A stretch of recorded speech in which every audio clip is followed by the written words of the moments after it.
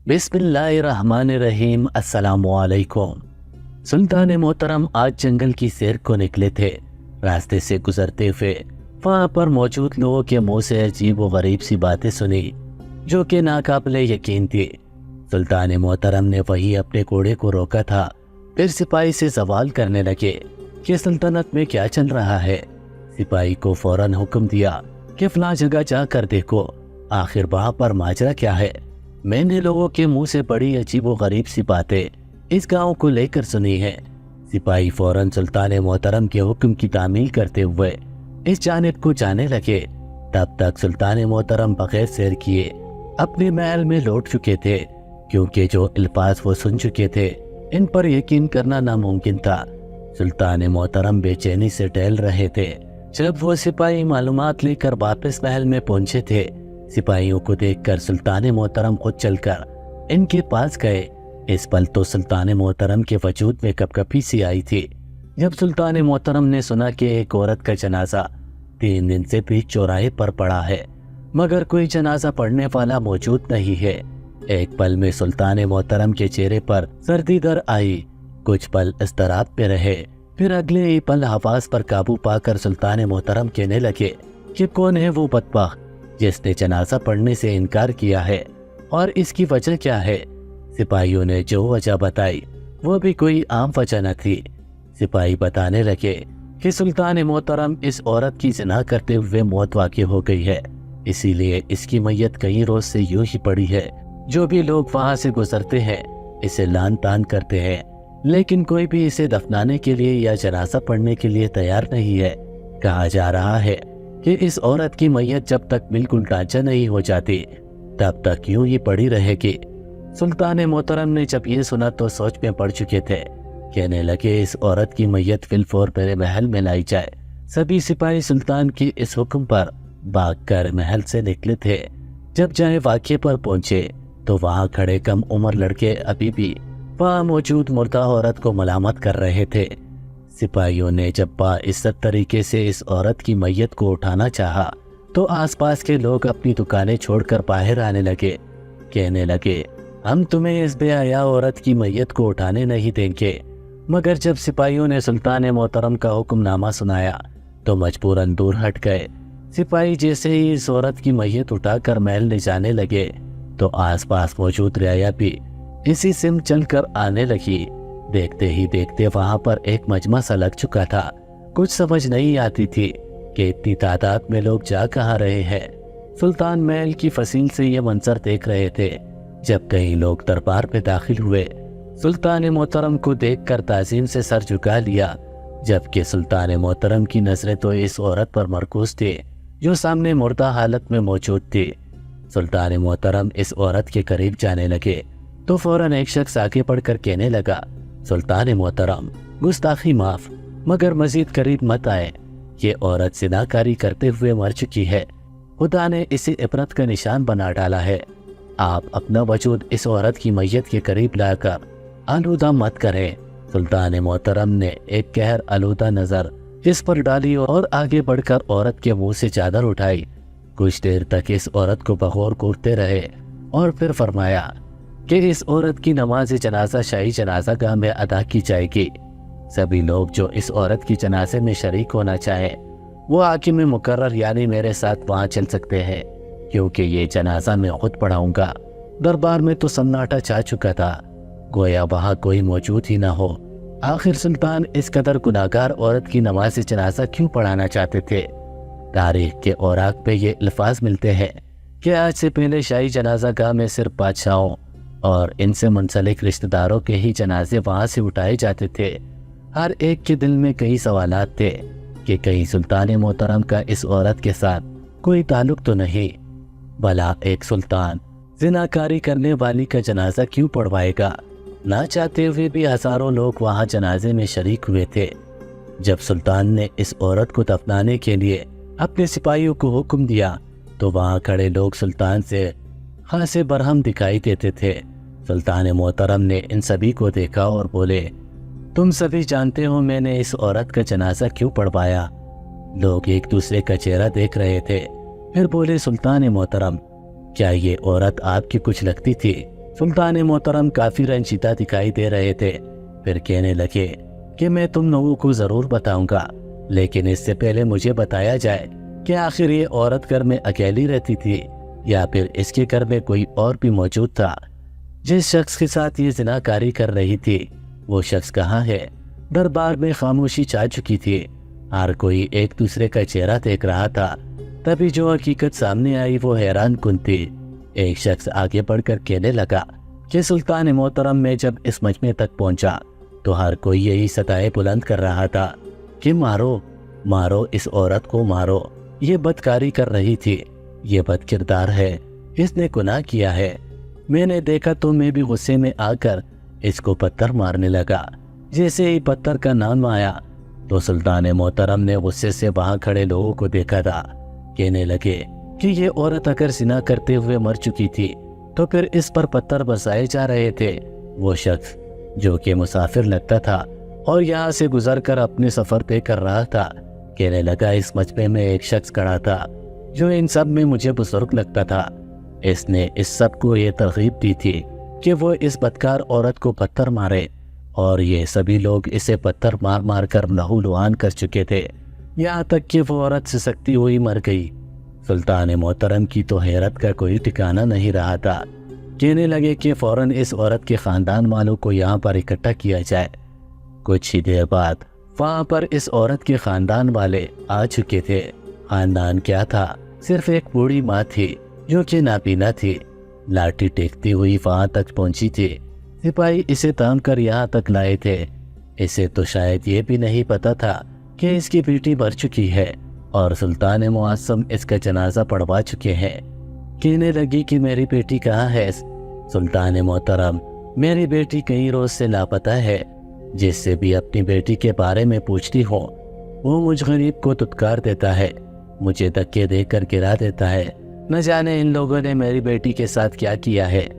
सुल्तान मोहतरम, मुझे इंसाफ दिलाए, कहाँ है मेरी बेटी?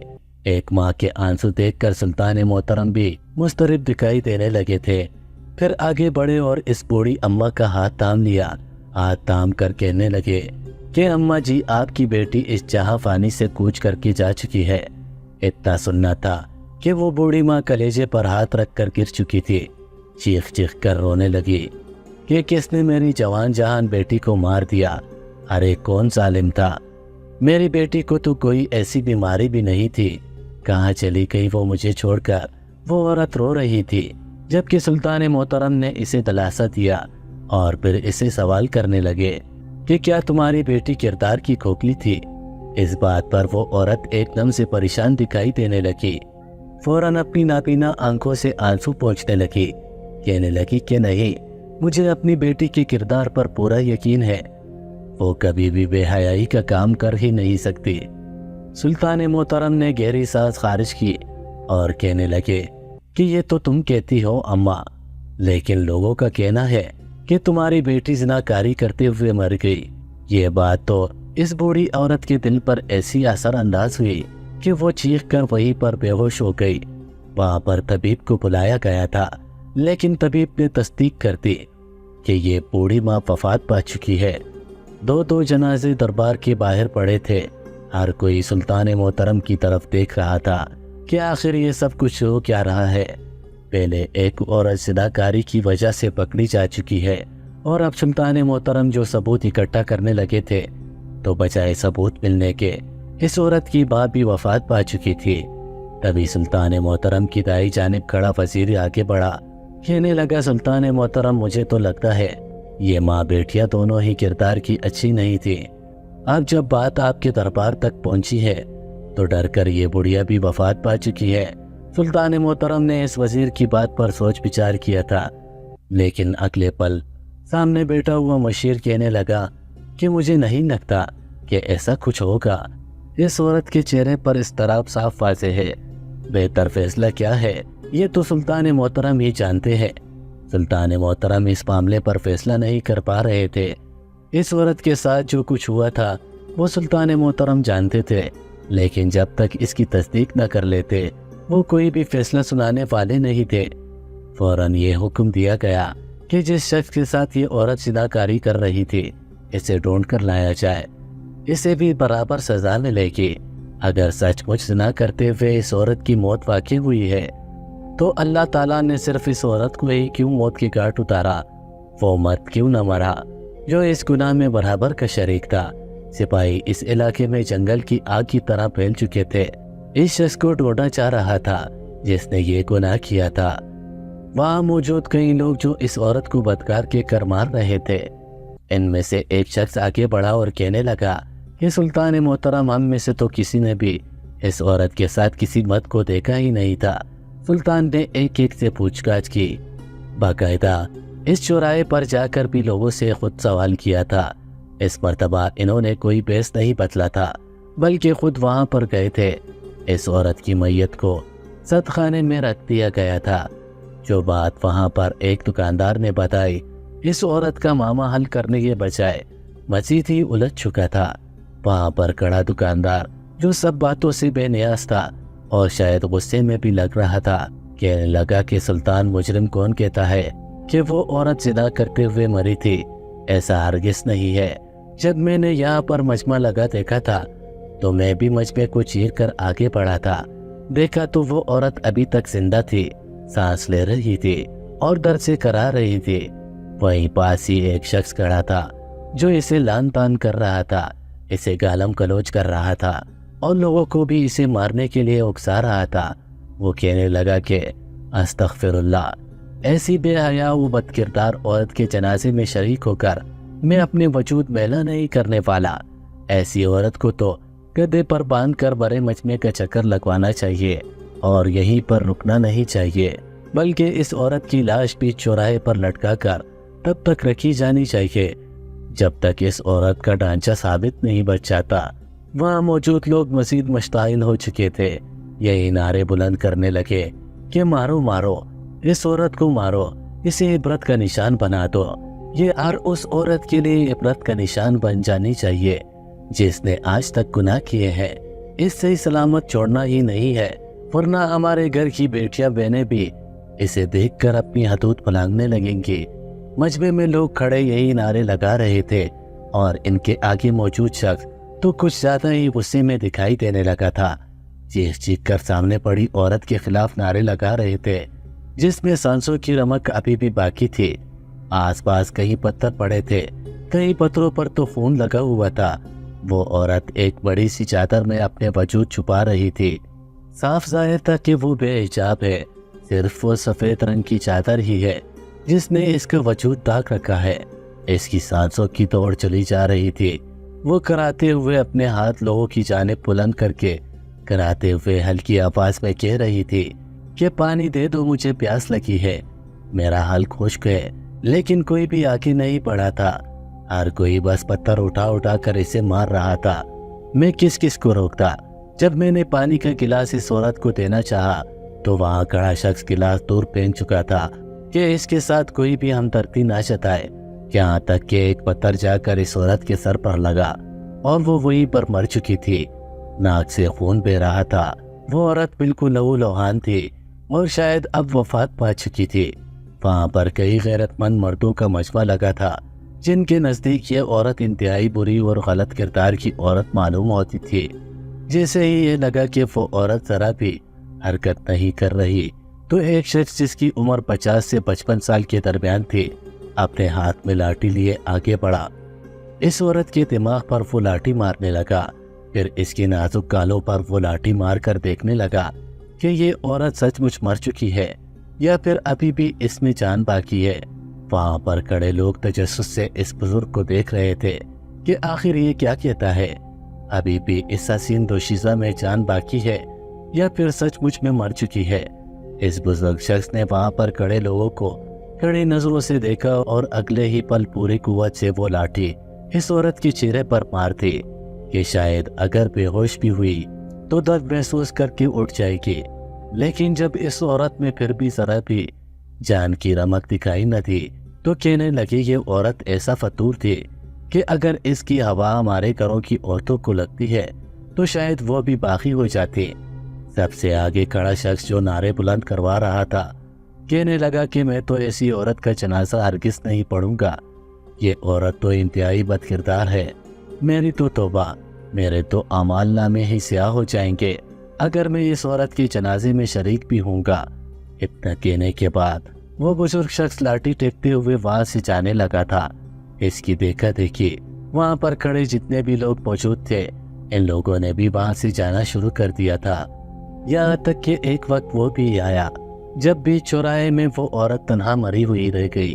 صرف آس پاس بڑے پتھر تھے جو اس عورت کی اس مظلومیت پر گواہ بنے بیٹھے تھے کہ اس عورت کو بڑی بے دردی سے قتل کیا گیا ہے۔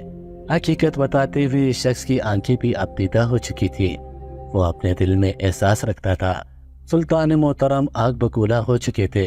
فوراً حکم دیا کہ اس بزرگ شخص کو ڈھونڈ کر لایا جائے جو سب لوگوں کو اکسا رہا تھا کہ اس کا قتل کیا جائے۔ کہا جانے لگا کہ وہ شخص جو سب کو اکسانے کی کوشش میں لگا تھا، دراصل وہ اس علاقے کا ایک عالم بھی تھا، اور آج سے پہلے اس علاقے میں جس کی بھی وفات ہوئی تھی، جس کا جنازہ اسی عالم نے پڑھایا تھا، لوگ اس کی بڑی عزت کیا کرتے تھے۔ اسی خاطر جب اس نے اس عورت کو مارنے کا کہا تو ہر کوئی مارنے بھی لگا۔ سلطان محترم کے کہنے پر اس عالم کو وہاں پر لانے کا حکم دیا گیا۔ اگر وہ عالم دین تھا تو اسے چاہیے تھا کہ وہ لوگوں کو سمجھاتا۔ آخر سلطان محترم کے ہوتے ہوئے ان لوگوں نے قانون ہاتھ میں لیا ہی کیوں؟ سپاہی جب اس عالم کے گھر گئے تو یہ بات معلوم ہوئی کہ وہ شخص تو یہاں پر موجود ہی نہیں ہے۔ کتنے ہی روز پہلے وہ کسی کام کے سلسلے میں دوسرے شہر جا چکے ہیں، کب واپس آئیں گے کچھ معلوم نہیں۔ سپاہیوں نے جب یہ خبر لا کر دی تو سلطان محترم کچھ سوچ میں پڑ چکے تھے۔ اس عورت کے وجود کو کیمیائی مادے لگا دیے گئے تھے جس سے اس عورت کا جسم گلنے والا نہیں تھا بلکہ یوں ہی رہنے والا تھا۔ پہلے تو ایک ہفتے تک انتظار کیا گیا کہ وہ عالم دین واپس آئیں اور اس سے پوچھ گچھ کی جائے، لیکن پھر ایک روز سلطان کو دال میں کچھ کالا لگنے لگا۔ کہیں نہ کہیں دل میں یہ بات آنے لگی تھی کہ حقیقت کیا ہے، اس عورت کو کیوں مارا جا رہا تھا؟ کتنے چشمدید گواہ تھے جنہوں نے اپنی آنکھوں سے اس عورت کو زنا کرتے ہوئے دیکھا تھا؟ ان سب کی حقیقت وہ عالم دین ہی بتا سکتا تھا۔ کچھ سوچنے کے بعد سلطان محترم نے اس روز اپنا بیس بدلا، اور بیس بدلنے کے بعد سلطان محترم نے محل سے باہر قدم رکھا۔ وہ ایک سوالی بنے تھے، ان کا حلیہ بالکل کسی سوالی کی طرح تھا۔ چلتے چلتے اس گھر تک آئے تھے جو کہ باقی گھروں سے کافی منفرد تھا اور کافی خوبصورت بھی بنا ہوا تھا۔ سلطان محترم نے اس گھر کا دروازہ کھٹکھٹایا تو اندر سے خاتون کی آواز آئی۔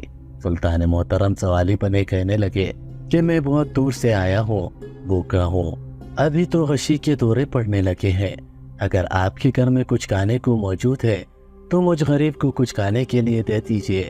اس عورت نے پہلے تو ایک نظر سلطان محترم کو دیکھنے کے بعد دروازہ بند کرنا چاہا، کہنے لگی کہ ارے معاف کرو، ابھی تک گھر میں کچھ بھی نہیں بنا، لیکن اگلے ہی پل سلطان محترم نے دروازے پر ہاتھ رکھ دیا۔ پھر انتہائی دکھ بھرے لہجے میں کہنے لگے کہ اس پورے گاؤں میں مجھے صرف آپ کا گھر ہی اس قابل لگا ہے کہ میں آپ سے سوال کر سکوں۔ میں تو سوالی ہوں، آپ کو دعا دے جاؤں گا، کیا پتا میری کون سی دعا آپ کو لگ جائے۔ اس عورت نے جب بار بار سلطان محترم کو ایسا کہتے سنا تو سلطان محترم کو گھر کے اندر لے آئی، ایک جانب بچھی ہوئی قالین پر سلطان محترم کو بٹھایا اور کھانا دے دیا۔ تبھی جو کچھ سلطان محترم نے دیکھا حیران رہ چکے تھے۔ وہاں پر موجود سامنے کمرے میں وہی عالم دین موجود تھا جس کے بارے میں یہ کہا جا رہا تھا کہ وہ تو اس شہر میں موجود ہی نہیں ہے۔ جیسے سلطان محترم کی اس پر نظر پڑی تو فوراً دسترخوان سے اٹھ کھڑے ہوئے، اس شخص کے پاس جا کر اسے گردن سے دبوچا تھا۔ وہ عالم دین پہلے تو ہڑبڑایا، بڑے ہی انا اور مغرور انداز میں کہنے لگا کہ تو ہوتا کون ہے مجھے گردن سے پکڑنے والا؟ لیکن جب سلطان محترم کو اپنے قریب کھڑے دیکھا تو جیسے اس کی ساری اکڑ نکل چکی تھی۔ سلطان محترم اسے دربار تک لے کر آئے تھے۔ وہ بہت گھبرا رہا تھا، کہنے لگا سلطان محترم مجھ سے کون سی غلطی ہو گئی؟ میں تو بڑا ہی نیک شخص ہوں، میں نے کون سا گناہ کر دیا ہے؟ سلطان محترم نے اسے دیکھا اور پھر کہنے لگے کہ تم خود کو ایک عالم دین کہتے ہو، لیکن جو جاہلانہ عمل تم نے کیا ہے، کیا تم جانتے بھی ہو اگر ایک عورت زنا کرتے ہوئے پکڑی بھی گئی تو لوگوں کو اسے پتھر مارنے کا کیوں کہا؟ میرے ہر سوال کا جواب خدا کو حاضر ناصر جان کر دو۔ اگر ذرا بھی جھوٹ کی آمیزش مجھے محسوس ہوئی تو میں تمہیں یہاں پر پھانسی پر لٹکا دوں گا۔ پہلے تو وہ عالم دین تھوڑا ہڑبڑایا کہنے لگا کہ میں نے کچھ نہیں کیا، وہ عورت گناہگار تھی، مجھ سے برداشت نہیں ہوا۔ میں تو باقی بہن بیٹیوں کی بھی عبرت کے لیے ایسا کر چکا تھا، اس سے میری کوئی ذاتی دشمنی نہ تھی۔ سلطان محترم نے جو بات اسے کہی سن کر وہ قدموں میں گر چکا تھا۔ سلطان محترم کہنے لگے کہ اگر تم نے عورت کو زنا کرتے ہوئے دیکھا تو وہ شخص کون ہے جس کے ساتھ وہ زنا کر رہی تھی؟ یہ سن کر اس عالم کے چہرے کی رنگت بالکل بدل چکی تھی، اس کی ہڑبڑاہٹ سلطان محترم سے چھپی نہ رہ سکی۔ سلطان محترم کہنے لگے کہ کہیں اس عورت کے ساتھ گناہ کرنے والے تم ہی تو نہیں؟ اتنا سننا تھا کہ وہ عالم تڑپ اٹھا، اگلے ہی پل اپنے سر پر ہاتھ رکھ کر کہنے لگا کہ میں خود کی قسم کھا کر کہتا ہوں آج تک کبھی حرام کاری کی طرف نہیں گیا۔ سلطان نے یہ تو جان ہی لیا تھا کہ یہ کچھ جانتا ہے لیکن بتانے سے انکاری ہے۔ اس عالم دین کے کتنے ہی چیلے کھڑے ہو چکے تھے، باقاعدہ احتجاج کرنے لگے تھے کہ سلطان محترم آپ ایک زانی عورت کے پیچھے ہمارے عالم صاحب پر شک کر رہے ہیں، ان کی کردار کشی کر رہے ہیں، وہ زنا کرنے والی تھی، ہم نے اسے عبرت کا نشان بنایا ہے۔ سلطان محترم کہنے لگے کہ کبھی بھی جلد بازی میں فیصلہ مت کرو، بعض دفعہ نکلنے والا نتیجہ ہماری سوچ سے بالکل برعکس ہوتا ہے۔ اتنا کہنے کے بعد انہوں نے کہا کہ اس عالم کو قید خانے میں بند کر دیا جائے، تب تک کھانا نہ دیا جائے جب تک یہ راز نہ اگل دے۔ وہ عالم دین روتا رہا، چلاتا رہا، لیکن اسے قید خانے میں ڈال دیا گیا تھا۔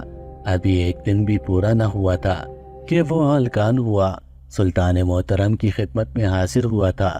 پھر جو سچائی اس نے بتائی تھی سلطان محترم کے چہرے پر آیا غصہ دیکھنے کے لائق تھا۔ سپاہیوں سے کہہ کر کنیزوں کو بلوا کر وہ میت وہاں پر رکھی گئی جو کہ اس عورت کی تھی۔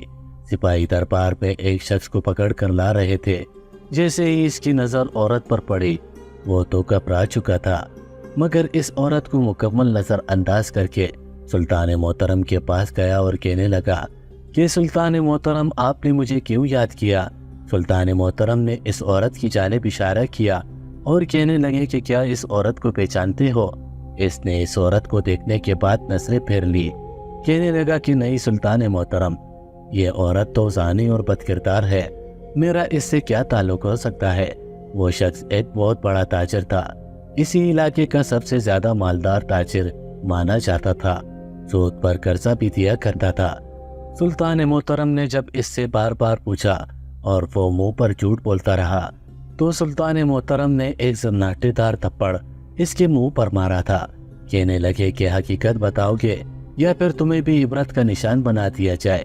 وہ تو وہیں پر ڈیٹ بن کر کھڑا تھا، کچھ نہ بولا، لیکن سامنے ہی بیٹھے وہ بزرگ عالم رونے لگے، رو کر کہنے لگے کہ یہ تو حقیقت مرتے دم تک نہیں بتائے گا، میں ہی بتا دیتا ہوں، بھلے ہی میں پڑھ لکھ کر دینی تعلیم سیکھ چکا ہوں اور لوگ مجھے عالم صاحب کہتے ہیں، میں لوگوں کے جنازے بھی پڑھوا دیتا ہوں، لیکن حقیقت میں میرے گھر کا چولہا اس تاجر جس کا نام ابو سلیم بن اختر ہے کہ یہ پیسوں سے چلتا ہے، یہ سود پر قرضہ دیتا ہے، غریب عوام سے سود وصول کرتا ہے اور اسی میں سے مجھے پیسے دیا کرتا ہے۔